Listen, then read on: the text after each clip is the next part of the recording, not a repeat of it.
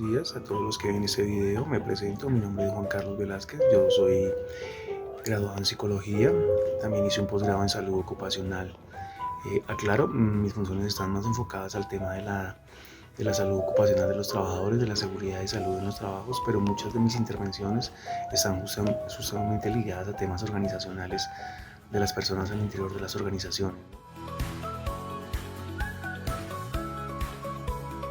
Definitivamente al interactuar con personas en el día a día, lo más complejo es justamente lograr entender a cada una de ellas en los contextos en que se mueven, ¿no? Quién es la persona, de dónde viene, cuál es su historia de vida, qué lo motiva.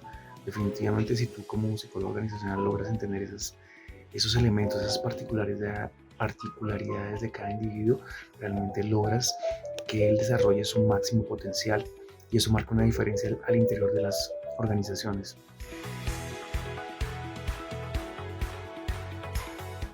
Definitivamente cuando trabajas con personas, lo más importante es, yo diría que son tres elementos. El primero de ellos es la empatía, lograr ser muy empático con las personas y entender a cada uno de ellos. Como lo dije en la pregunta previa, pues sencillamente lograr entender cuál es su historia de vida, qué los mueve, qué los motiva, cuál es el contexto actual de cada uno de ellos. Eso te permite marcar una diferencia porque logras entender al individuo. El otro elemento sería la asertividad. Ser asertivo es lograr ese punto medio entre que eres dominante y en el otro extremo te tornas pasivo.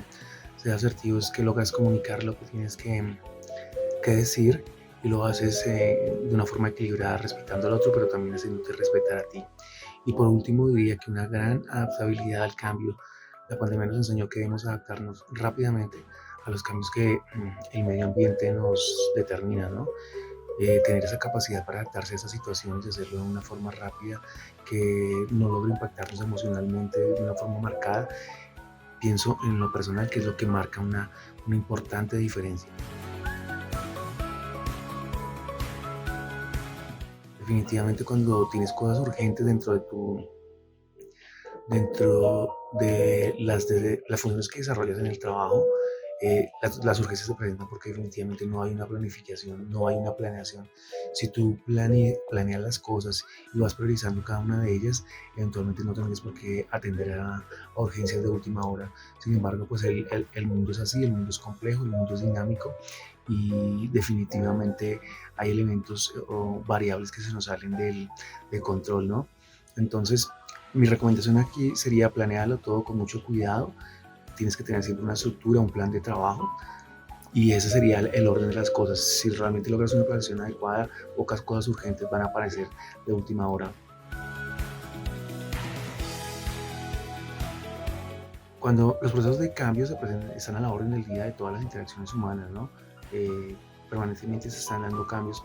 Lo importante aquí es tener en cuenta que los cambios tienen dos componentes, un componente tecnológico y un componente humano. La gestión que tú haces como psicólogo organizacional del componente humano es lo que marca la diferencia, la forma como transmites el mensaje a la persona, cómo logras ser empático en la transmisión justamente de ese mensaje, de ese cambio que se va a dar, cómo también eres desde la misma empatía, pues entiendes la situación particular de la persona y cómo esos cambios pueden llegar a afectarlo, ¿no?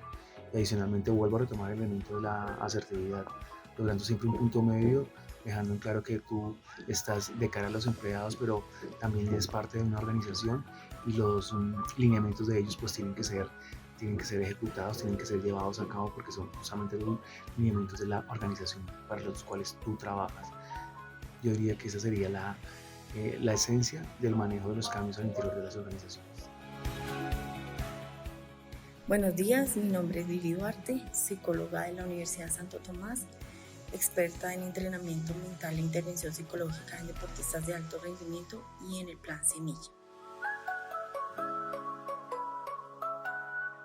Cuando hablamos de intervención psicológica, estamos hablando que existe ya un problema y como tal debemos apoyar al deportista para poder incrementar y potenciar todas sus habilidades mentales y así lograr los propósitos y metas que se han establecido cada uno de ellos para desarrollar su deporte. Sin embargo, esto tiene muchas aristas. Hay que tener en cuenta primero que todo que muchos de estos deportistas pueden tener las habilidades y potenciarlas individualmente sin ningún inconveniente, y lo que vamos a hacer es hacer un entrenamiento mental que consiste en encontrar aquellas habilidades que él tenga y potenciarlas de manera en que el deportista pueda solucionar sus propias debilidades dentro del campo de juego y así poder encontrar sus objetivos. Cuando hablamos de entrenamiento mental es de manera muy individual, porque cada uno de los deportistas, así practiquen en un equipo o practiquen de manera individual el deporte, cada uno es un ser diferente que tiene necesidades diferentes, historias diferentes, sistemas de creencias diferentes. Entonces debemos siempre trabajarlo de manera individual. Cuando hablamos también de intervención, tenemos que caracterizar al individuo dentro de un sistema. Cuando hablamos de un sistema es caracterizarlo cuando está si es un deportista que está trabajando en equipo, o si tiene familia, si son chicos muy pequeños, y con ellos se debe trabajar de manera integral. Ese sería como el tipo de intervención que se hace. También hay que caracterizar el deporte, hay que caracterizar el sistema donde está moviéndose el chico, la persona o el deportista que necesite dicha intervención o dicho entrenamiento. El espacio es muy corto para decir todo lo que hay que trabajar, pero concluimos que no hay una etapa como tal de intervención, sino es un trabajo integral que se debería hacer desde el primer momento en que el deportista toma la decisión de practicar su deporte de manera profesional. Básicamente la diferencia está en que el trabajo es individual, netamente individual con cada deportista, realmente es en la caracterización que se tiene del deporte. Si el deporte es de manera individual, la intervención o el entrenamiento mental se hace a partir de las metas y expectativas del deportista y del sistema que lo rodea, como el entrenador, los deportólogos, los terapistas, la misma familia. Cuando es en un deporte colectivo, se trabaja de manera individual, pero siempre centrado en las expectativas que el mismo equipo tiene. Eso sumándolo al sistema, a que cada deportista es un ser diferente e individual y cada uno tiene sus propias metas para lograr. Entonces, básicamente es eso.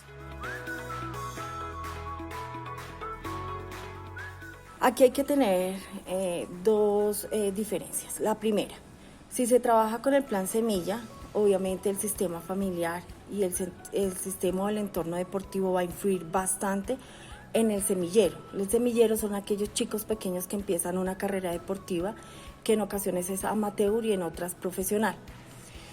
En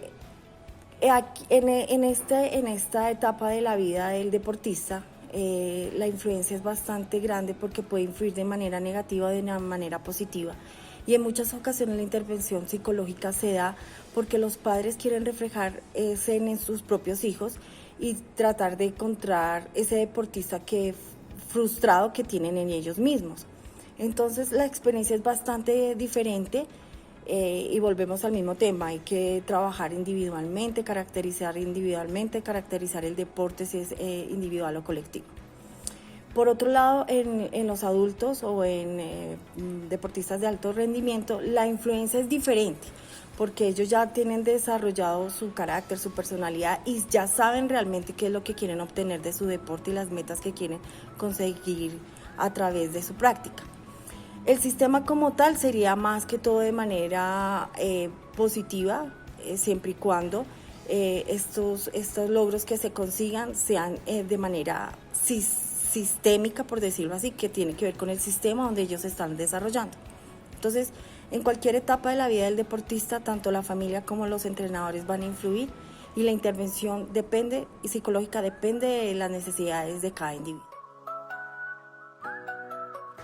Mi nombre es Camilo Nieto, yo soy psicólogo clínico, tengo 23 años de experiencia realizando consulta clínica y tengo una especialización en psicología clínica y una maestría en psicología de las adicciones. Además de eso, soy docente universitario. Pues inicialmente hay varias herramientas que se pueden contemplar para poder definir un proceso terapéutico. Existen diferentes protocolos que han sido validados, empíricamente validados a la luz de todo lo que tiene que ver con la medicina empírica y la psicología con principios empírico-analíticos.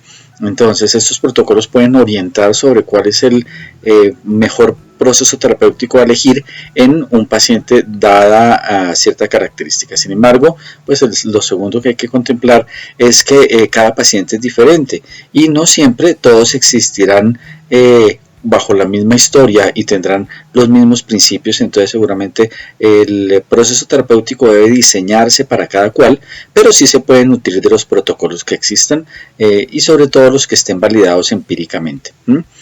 En segunda instancia, pues también pregunta cómo se van a manejar los controles. Eso depende también de cada paciente, ¿sí? Del compromiso que pueda tener el paciente con el proceso terapéutico y de la complejidad de la problemática que tenga, ¿sí? No se puede limitar un número de controles o un tiempo específico dada las diferentes aristas que puede tener una problemática como tal.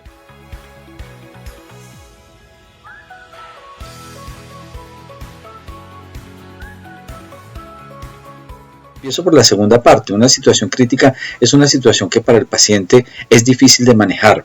Es posible que de pronto para el terapeuta no lo sea de esa manera, pero una persona entra en crisis cuando no tiene herramientas para enfrentar y manejar determinada problemática. En ese sentido, la persona que va a hacer la intervención en crisis debe ser un profesional que tenga suficiente capacitación en diferentes tipos de herramientas. Las principales debe ser el establecimiento de la empatía, la identificación de las principales características de la personalidad y de las diferentes patologías que se puedan presentar, y también el dominio de algunas herramientas de uso inicial, como puede ser todo lo que tiene que ver con las estrategias de respiración, de relajación, todo lo que tiene que ver con el manejo del pensamiento rumiativo y en general otras herramientas que brindan la práctica como tal.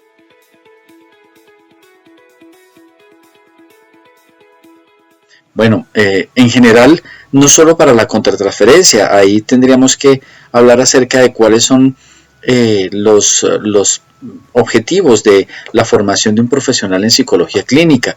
Y siempre he defendido que un profesional debe entrenarse sobre las cosas que puede hacer, el reconocer las cosas que puede hacer, pero también el reconocer las cosas que no puede hacer. Siento que una práctica clínica exigente debe proveer suficientes herramientas de autoconocimiento para un profesional para saber que puede manejar algunas situaciones en su labor o en su diario devenir en relación a la atención clínica. Creo que no está de más en absoluto el asunto de realizar procesos tanto individuales asociados a ejercicios de introspección en donde la persona aprenda a conocerse, reconocerse, conozca sus potencialidades pero también sus limitaciones y en algunos casos, además de los ejercicios de introspección, pues todo lo que tiene que ver con el trabajo asociado a que el psicólogo también pueda tener un psicoterapeuta. Es importante poder establecer ese ejercicio en donde uno pueda expresar con un profesional todas las cosas que le deja esa práctica, ese desgaste emocional que puede significar. Entonces, en síntesis es reconocer un poco las limitaciones, reconocer cuáles casos sí podría trabajar un poquitico en el asunto de la especialización, sobre todo trabajar un asunto relacionado con la ética profesional, eso es de vital importancia, y una práctica exigente orientada desde la universidad o el programa en el que esté cursando.